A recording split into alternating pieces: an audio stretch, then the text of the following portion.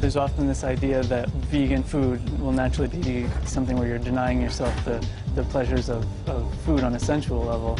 And so it's always been really interesting to me to be able to show people how wrong that is, and that we can do things with texture and flavor and senses that the pleasures of eating food, you still get all that with vegan food for sure. There's a huge variety of food that you can eat if you're abstaining from animal products. In fact, you'd be amazed at what kind of things you can find even just in your local environment that taste amazing, that don't have anything to do with animal agriculture. You can find examples from all kinds of different cuisines from around the world that you can pull inspiration from, where there's vegan food that is just a natural part of everyday life, that use a lot of different vegetables and tofu and different kinds of soy products, tempeh, fermented things, miso, it's another kind of stir fries and curries. It's getting easier all the time to be able to go out and enjoy vegan food in a restaurant setting. There's places opening up all the time, and even in places that aren't fully vegan or vegetarian, they're more and more catering to people with that diet as it's becoming more and more popular and taking off. SAF is a very busy restaurant. We can often easily do 200 people in a day, and it was voted by Time Out as one of the top 50 restaurants in the city in 2009. So for a vegan restaurant to be in that category, it's pretty impressive. And so our clientele and the people who come here come from a variety of different backgrounds. There's obviously a large sort of vegan and vegetarian contingent, but you get people who have no knowledge of those types of diets who are just curious and want to come and experience what the food's like and check it out. I don't consider it more difficult in terms of creating really good food on the plate. It's fundamentally not different in that sense from meat-based food. You do find, though, that in a vegan restaurant, the chefs themselves are often much more engaged and passionate with what they're doing because the way in which they got to that place involved their own personal beliefs and philosophies more so than in a traditional kitchen. Fatih came here from Munich just before I arrived here. As a head chef, obviously, he's got a lot of things to take care of, but he is open to discussing what's being done and how can we make it better. I started work in SAF about 4 years ago, and after that I decided to be vegan, and I give up everything in one night. And I feel the difference between the old days and now. So I'm much more healthy, and I don't need to go back to eat this kind of animal products anymore. So actually SAF changed my lifestyle. People love our foods, and they always keep asking to open the second one. We have lots of vegan and organic wine, so if you have a good baked tofu, you can get nice red wine. Normally, if you're making risotto, you have to use some chicken stock, veal stock, or beef stock, whatever, but I just use some mushroom stock or vegetable stock. I think it's the most popular dish in restaurant now. Lots of Italian people is coming back after that experience. They say it's beautiful risotto, delicious risotto. So I'm happy with that. Working in a vegan restaurant as a chef at the level we're trying to work at is really exciting because there's the sense that we're trying to push the boundaries and do things that haven't been done before and sort of be at a level that's respected as just restaurant and just food, and then people will come here and just enjoy an amazing meal, and then on top of which it's entirely plant-based. And we get a lot of good feedback, and a lot of people are really excited about the meals that they had. And so it's sort of rewarding to be able to have that impact and be able to show people what's possible.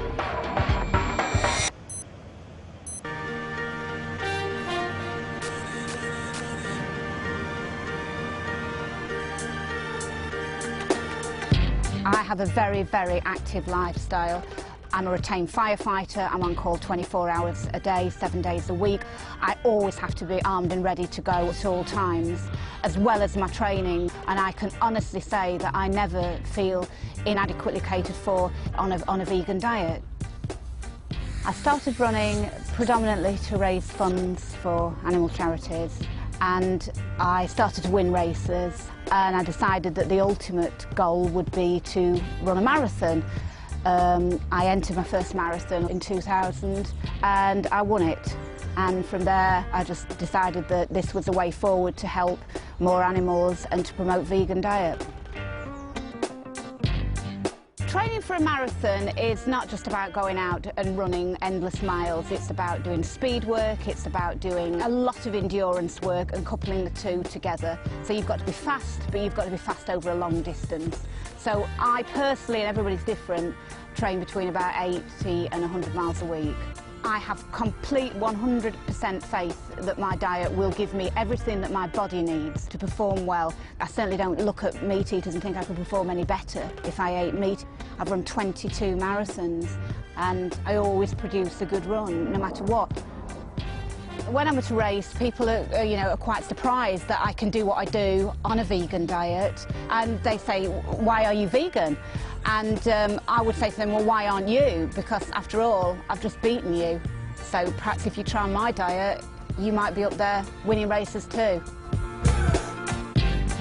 And on one particular occasion, the person that presented me the award was the Lady Mayoress, and she actually said that her daughter had been wanting to go vegetarian for quite a few months. When my mum was able to tell her that I'd been vegetarian since tiny and vegan since a teenager, she was really overjoyed that there was a role model there that she could use. That's a bigger achievement for me, because that's somebody growing up, and then she's the future, and veganism is the future.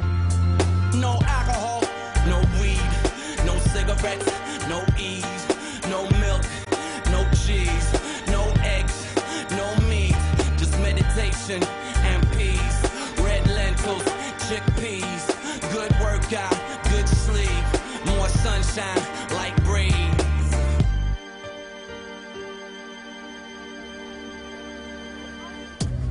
I've been working for the NHS for over 15 years now, and it's wonderful because when I get patients sent to me who are overweight or got heart disease or high blood pressure, I can talk to them about all the plant-based foods they can eat that will make them a lot healthier by cutting out all the saturated fat and high salt foods in their diet. Recommendations now by the Department of Health is to go towards a more plant-based diet with the encouragement to have 5 portions of fruits and vegetables a day. In my opinion, omnivores can be lacking in lots of vitamins and minerals and nutrition generally. If you look at the obesity, look at all the fast foods, they're the kind of foods that vegans just wouldn't entertain eating at all. And certainly studies have shown that vegans are less at risk of heart disease, type 2 diabetes, and things like hypertension. So certainly a vegan diet encompasses all those health benefits as well. And I feel really fit and healthy. I love my food and I do love having treats. And the benefits from a vegan diet is that it's low in saturated fat. So you can have all these treats and you know you're still going to be looking after your heart. People often are concerned about calcium, which you can get from fortified foods, and vitamin B12, which you can get through things like fortified non-dairy milks, some soya products, also from some yeast extracts. Whether you're vegan or a meat eater, you still need to make sure you have adequate quantities of vitamin D. The main source comes from sunshine, from the sunlight on your skin. So get adequate sunshine or have fortified foods containing vitamin D. And we get quite a few queries about parents or pregnant women who are concerned about getting the right nutrition for their children and for their unborn child. And certainly we can assure them that they get all the nutrition they need through a planned vegan diet. And I've written a book for the Vegan Society about vegan infants. It starts from conception through to infancy. And hopefully parents are reassured that they can get all the nutrition they need for themselves and for their children. I've been vegan for 6 years, and when I became pregnant, friends asked me, "Are you going to stay vegan?" "Surely not," sort of thing. And I didn't have any pressure from doctors or midwives. Everyone seemed very happy for me to stay vegan. It wasn't a problem at all. I read a lot about being pregnant and I knew everything that I was supposed to be eating, and so it was absolutely fine. I was very active and fit during my pregnancy. Pregnancy was great. I quite enjoyed it. And she was £9.3 when she was born, so she was a pretty big baby. Without any dairy or meat, you know, I managed to produce a very beautiful, healthy baby, and everything's been great. I've felt very healthy and strong and fit since I've had her. breastfeeding hasn't been easy. It's made me respect other animals' milk even more and made me feel strongly that I don't want to ingest any other animal's milk, because their milk is meant for their babies just as my milk is meant for my baby, and it just seems completely wrong that adults of other species should be drinking milk that's not for them. I've been very lucky. I think she's a very happy baby. She's not had colic or any digestive problems, and some people have told me anecdotally they think that's because of my diet, that I'm not eating anything which upsets her digestive system. So I would really advocate staying vegan and being confident about being vegan, because I do believe it's the best thing for your baby as well as for you. Thank you. Okay, thanks a lot. Bye.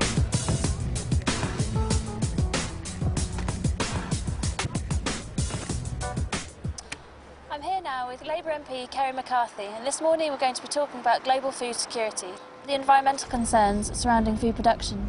Well, I think people just need to be very much aware of the impact of the Western diet on the environment as well. I mean, some people will become vegans because of health reasons, some because of concerns about animal welfare. But I think increasingly people are beginning to look at the impact of industrialised farming and the fact that we just cannot sustain a Western-style diet. The world's population is predicted to grow from 6.7 billion at the moment to 9 billion by 2050. And even if we don't have those levels of population growth, even if we stick to current levels, it's estimated that if everyone adopted a Western-style diet, we'd need 3 planets the size of Earth in order to sustain ourselves. A vegan diet is very sustainable because on average it requires 1/3 of the water and 1/3 of the land to produce a vegan-based diet than it would to produce an animal-based diet.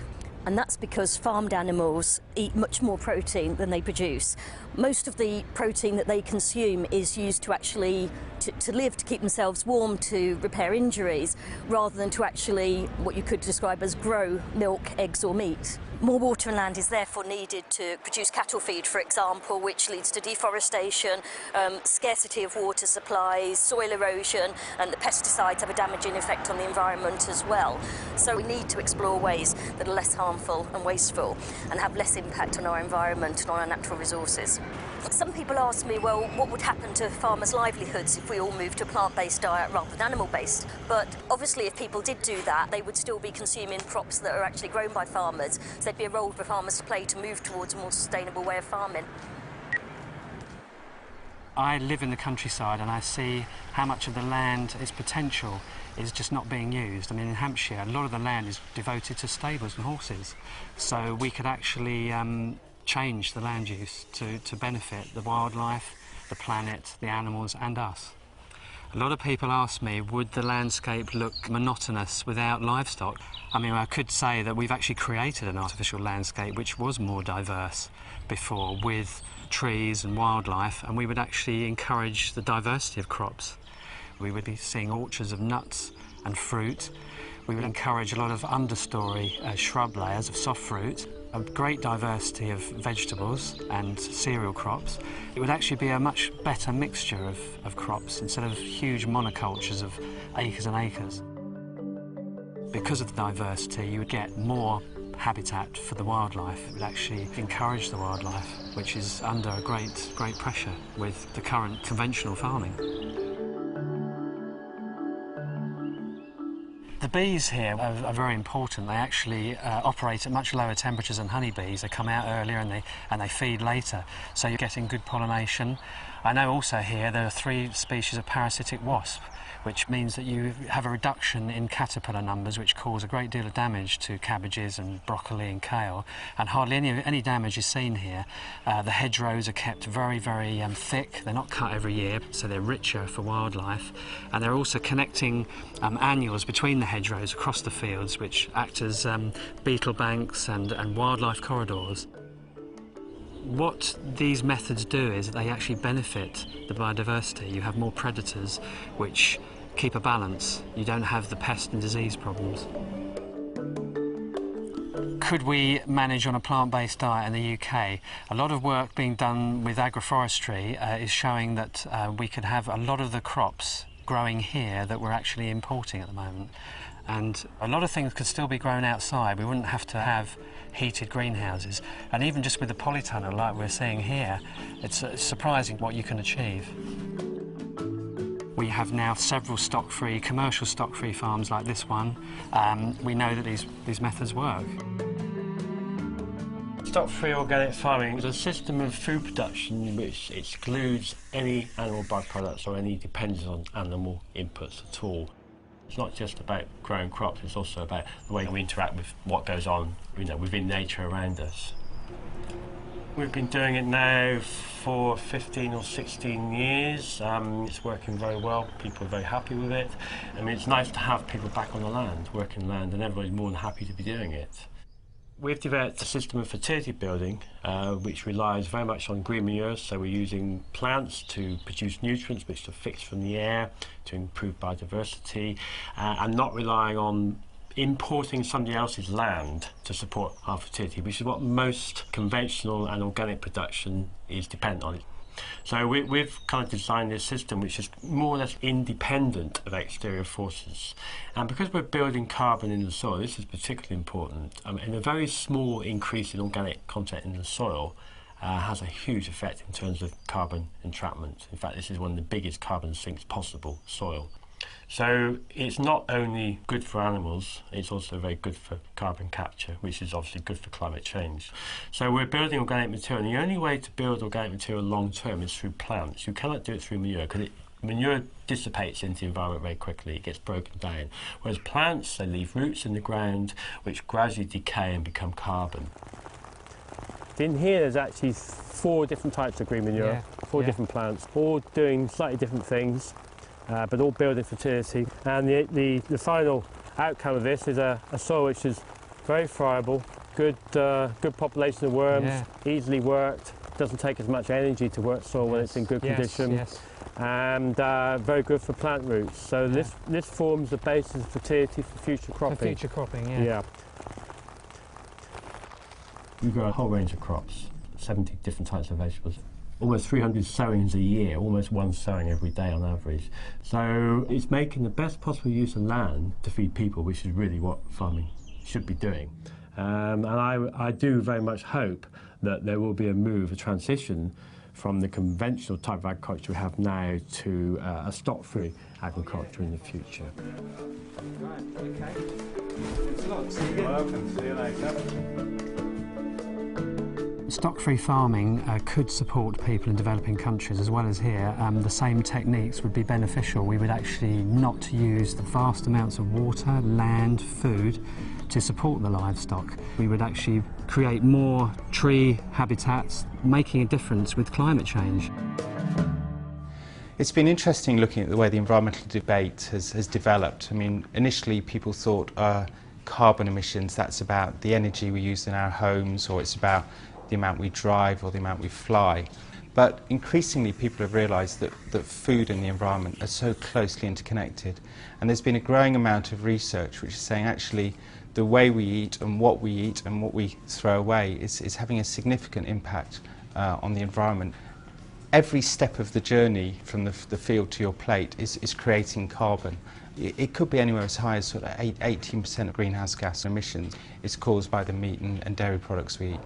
Compare that, say, with the aviation sector, which is only 2%. So, there's a tenfold difference between the aviation sector and the food sector. We only have one planet, and it's a defined size. There's only a certain amount of arable land, and a lot of that's being increasingly degraded through animal agriculture. In Australia, certainly hard-hooved animals and many other parts of the world are degrading the quality of the land, and we need to be very careful with the way we farm in order to make sure that land is there to sustain us for future generations. Cattle in many countries in the world outnumber the people. The cattle themselves produce a lot of waste, they require a lot of land. Methane is produced from them, which is a huge contributor to global warming, one of the most significant. And for every kilo of meat, an increasing proportion of dung goes onto the land. In the US, as the FAO report says, that's one of the primary causes of water table pollution. In the Amazon, the vast majority of deforestation is being used for cattle farming, and much of the remaining is for soya protein, which is used as cattle food. So without this relentless drive to produce more meat, which is a high profit product, we would have more Amazon, which has been called the lungs of the world. In addition to its contribution to climate change, you have to look at species loss. You have to look at the native people who live there and so on. The number of birds, the number of animals that live in a given area of forest are essentially wiped out by it being converted to forms of agriculture.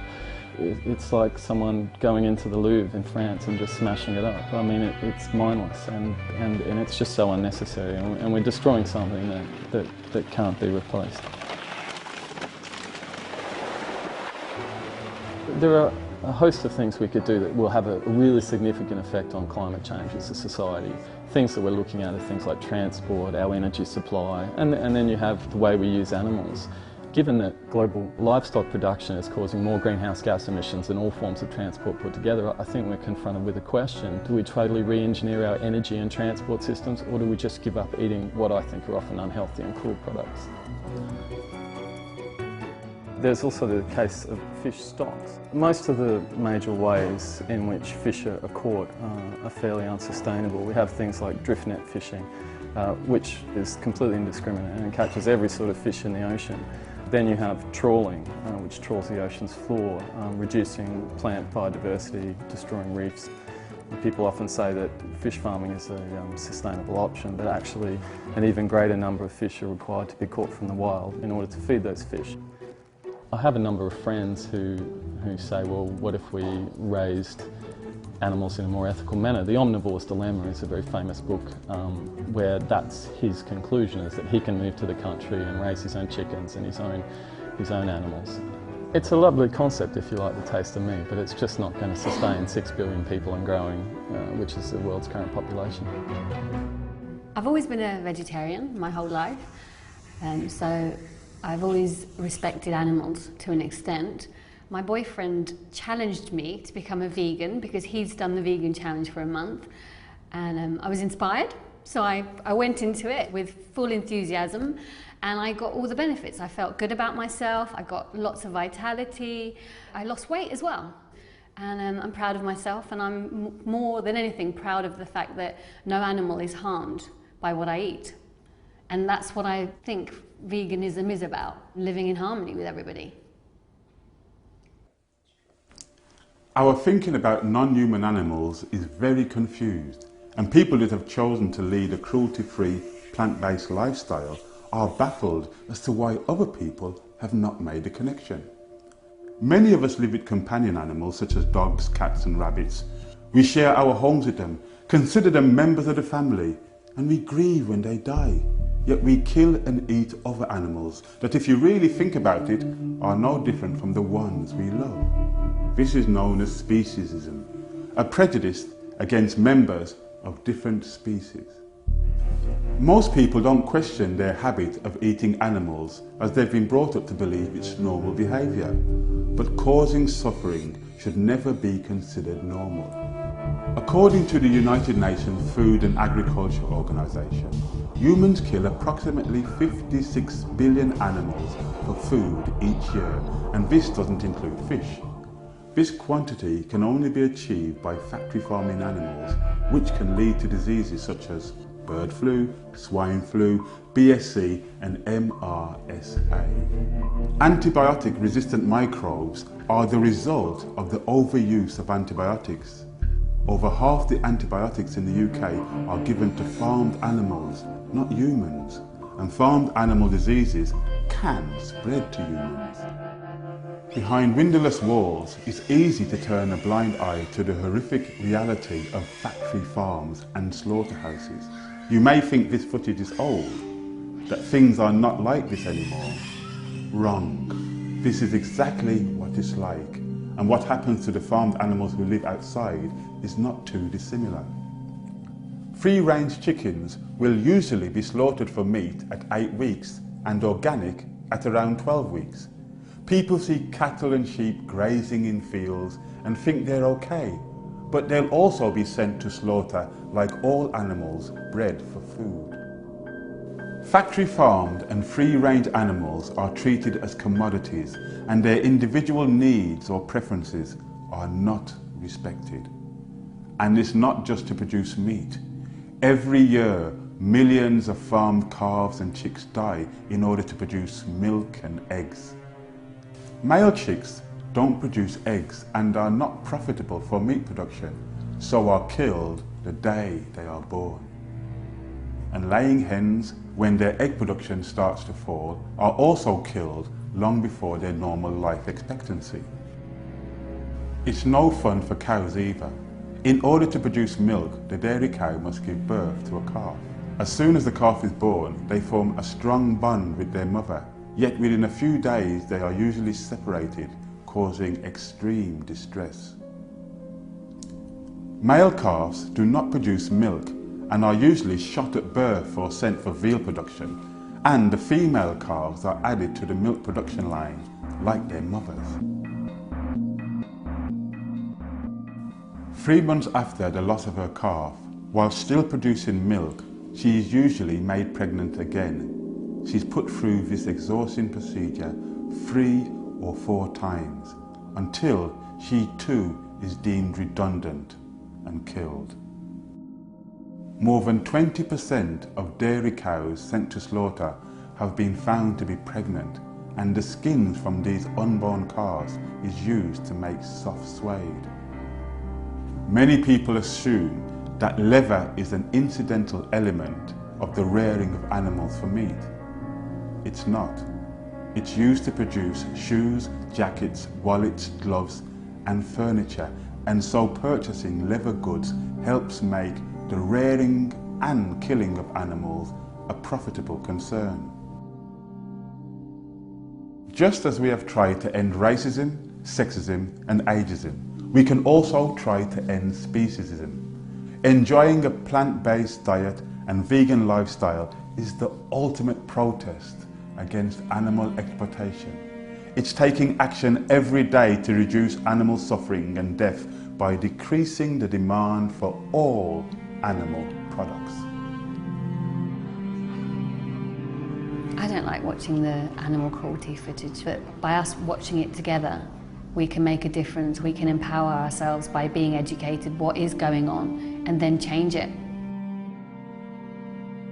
With the mounting evidence, compassion, our health, the environment, water pollution, supporting developing countries, food security, rising population, sustainability, the rainforest.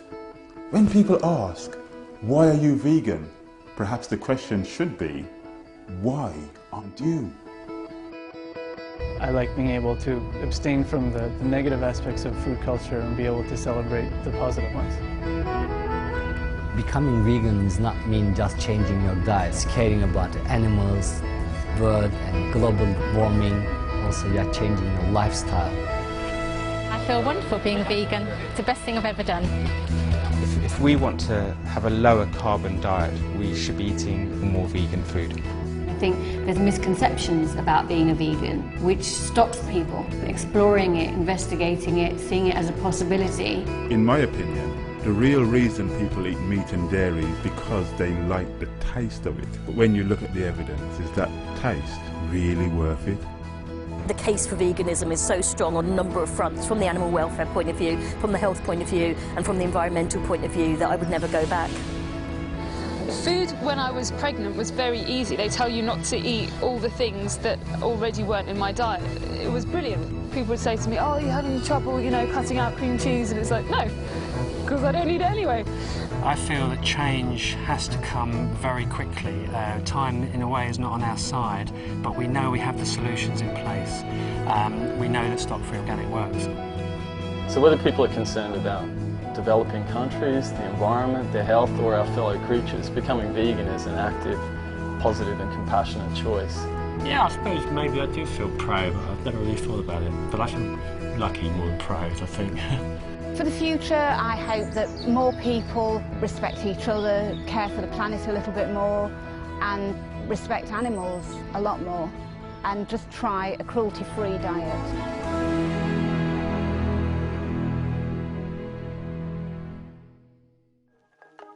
Kill for eat, for real king man. But them say swine in a them dinner. So when I got nothing there, you know. Treat the toughest way. No bones, no blood in our kitchen. We not gonna mix up in a vampire living. No bones, no blood in our kitchen. Say Rastafari, I'm my greatest ambition. Man, we see enough of them, no shun no respect for life. Run, here come the butcher man when he coming with his knife. I'm more pain, I'm more death, I bear murder. Life them take for them steak and hamburger. They ready to plant some seed in the mud, then to take through some flesh and go of blood. Can never stop fighting it, stop fighting it. Hey, give it a life and try, you just might get some enlightenment. And this the one for the all of my vegetarians, raw fooders and vegans and all the vegetarians. Yo, cause I not put on it. You know we simple. To humbleness we have to live life simple. To put some food up on the plate. I mean I need no hook, mean I need no bait. I unite the roots, me food me not fish shoot. Or give me vegetable and some fruit. Make us a no bones, no blood in our kitchen. We not gonna mix up in a vampire living. No bones, no blood in our kitchen. Say Rastafari, I'm my greatest ambition. No bones, no blood in our kitchen. Me synchronize with the most high's vision. No bones, no blood in our kitchen. Don't panic, cause I'm organic. Here so is soup in my kitchen, yes, I got it. Yo, don't panic,